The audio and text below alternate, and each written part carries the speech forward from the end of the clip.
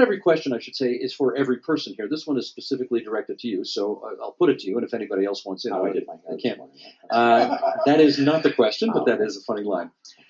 This is under the heading of vulnerable road user law. Road deaths among pedestrians are going up in cities, and yet the provincial Liberals rejected a comprehensive vulnerable road user law in favor of minor amendments, in the view of the person writing this, masquerading as the needed changes. Why?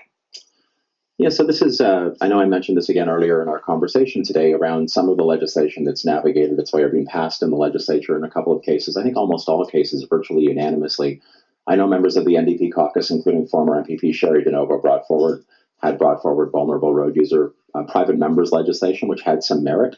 One of my colleagues, and the audience might not know this, but one of my colleagues, Eleanor McMahon, the current president of the Treasury Board and MPP for Burlington, is a very, very staunch advocate for making sure that our government has done everything it can around protecting vulnerable road users because of her own personal experience in this regard, the tragedy that she had to contend with when she lost her husband in a cycling accident. And that's something that Eleanor, throughout her time as an MPP, and prior to that, when she helped create Share the Road, an not-for-profit that does work in this regard. I think if I could jump in for a second, it was worse than that. He's an OPP officer. He was, that's right. Killed by a driver whose license was under suspension at the time.